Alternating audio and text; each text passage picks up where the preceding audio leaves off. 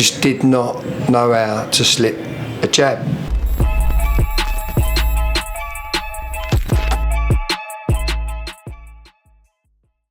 Testing.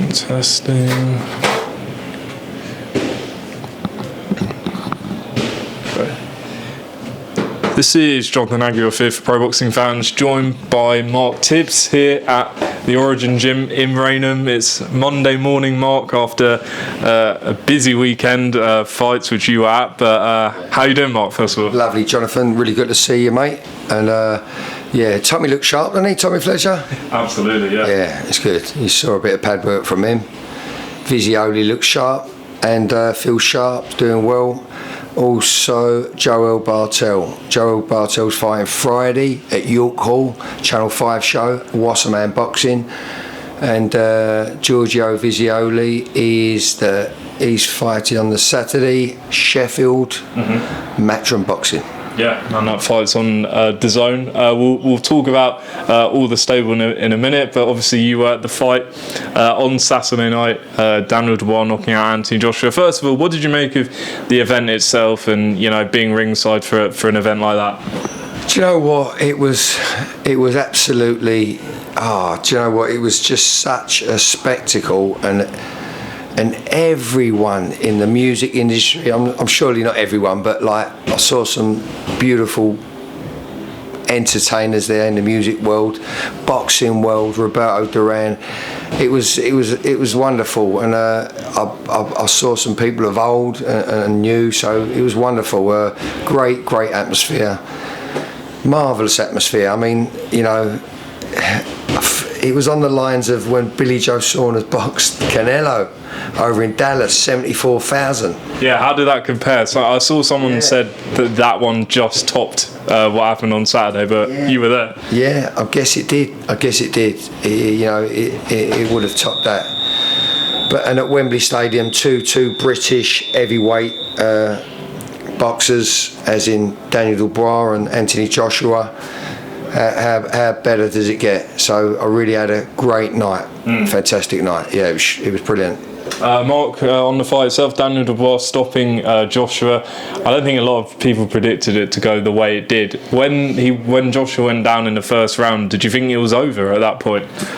No, I didn't think it was over. I just thought I was surprised, to tell the truth. I was surprised. It's not a great start for anybody, and it would have fueled the young lion, as in Daniel Dubois, and yeah, it was not a good start. It wasn't a good performance by Anthony Joshua, to tell the truth. It wasn't a great performance at all. But let's not take away nothing from Daniel Dubois, because he's come on, and there was method in his work, and credit to him. Good feet, good head movement, good jab. Anthony Joshua couldn't slip a jab. You know, couldn't slip a jab. He just did not know how to slip a jab. So it wasn't a nice performance, and a bit gutted for Anthony Joshua, because he's served boxing so well over the years, and Yeah, I mean, as a trainer, looking at that, what would you have been advising Anthony Joshua? Because he was down, I think, 3 times before the final knockdown. So as a trainer, like, what do you do in a position like that when your fighter's clearly losing and getting badly beaten up? Well, first and foremost, he needed to get behind the shoulder. He needed to ram that left jab out in a dominating fashion. Certainly not with his head up in the air. He had his hands on his chest, and he was almost novice-y like. And he's got to get behind that shoulder. Got to be behind that shoulder.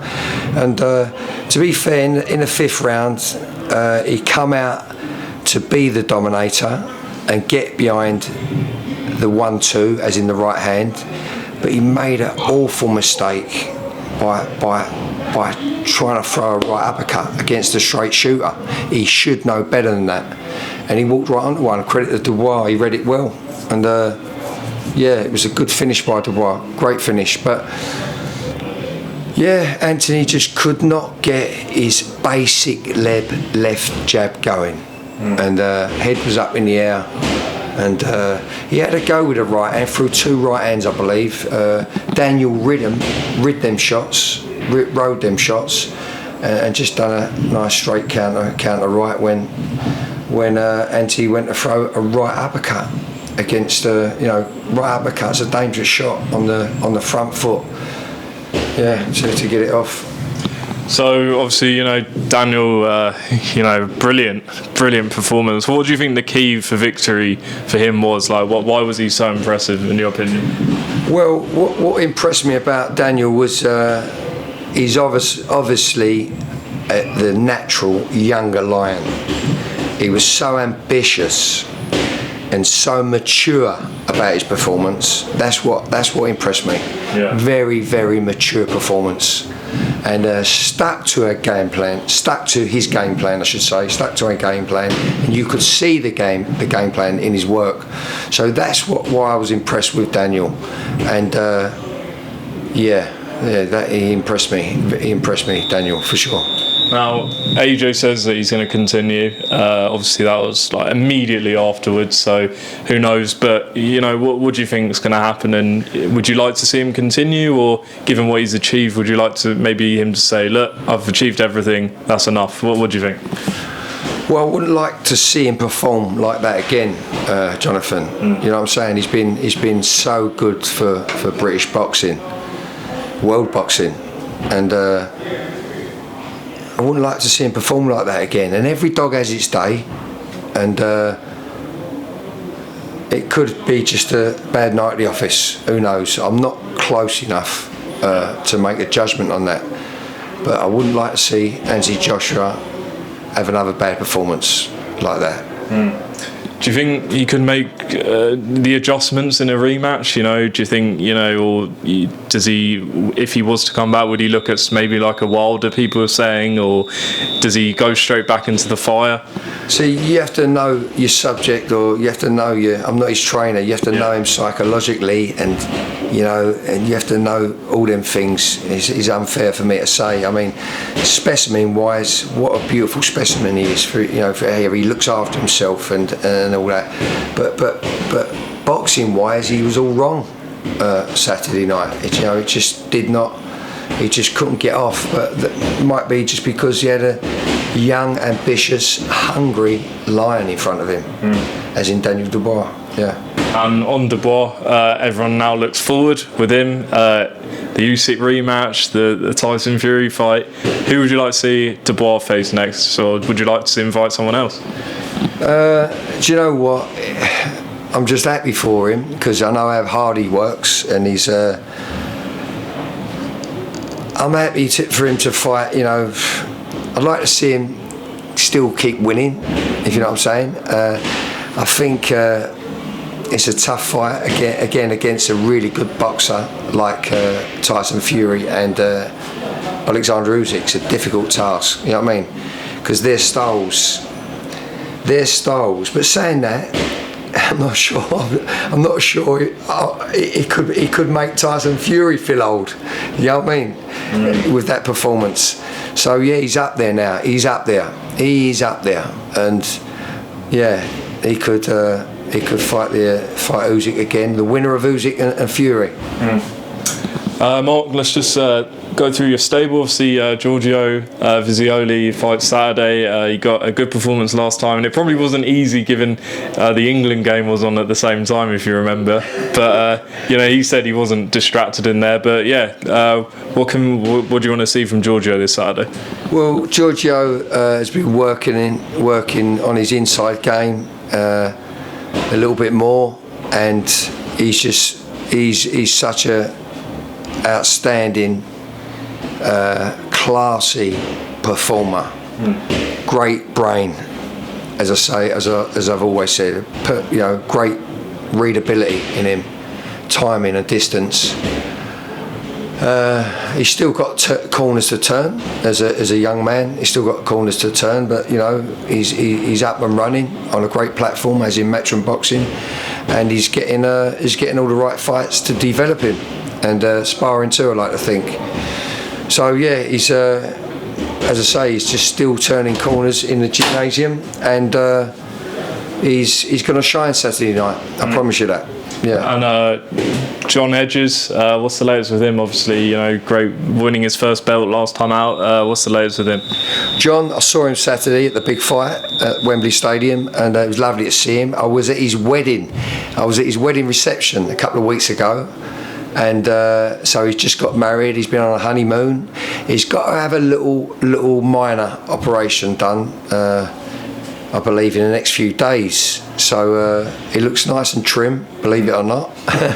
Trim-ish.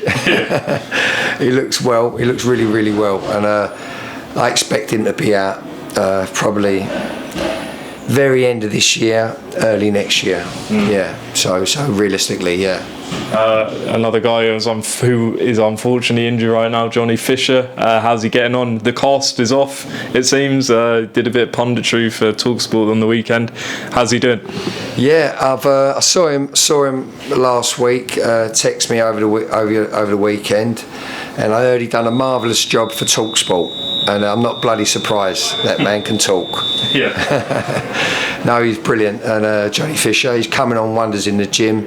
It was I believe it would be a blessing. That it's all a blessing. These little delays and that. He's a young man himself, heavyweight, absolute. When I looked at Anthony Joshua's performance, it wouldn't happen. But Johnny Fisher would have a go. Do a good job on that performance. No. That's just hypothetically speaking, you know what I'm saying? But John's got a bright future because of his work ethic and the way he's learning his craft himself. He's not afraid to go in foreign territory, get experience sparring in, things like that, etc. So you can only learn and grow with the likes of Johnny Fisher. And I think he's doing brilliant. Now I'm not around him for a couple of days, and I've looked and digested what we've done and where we've come from. I'm over the moon with where we're at. And he's looking forward to, hopefully, fingers crossed, getting a job in before Christmas.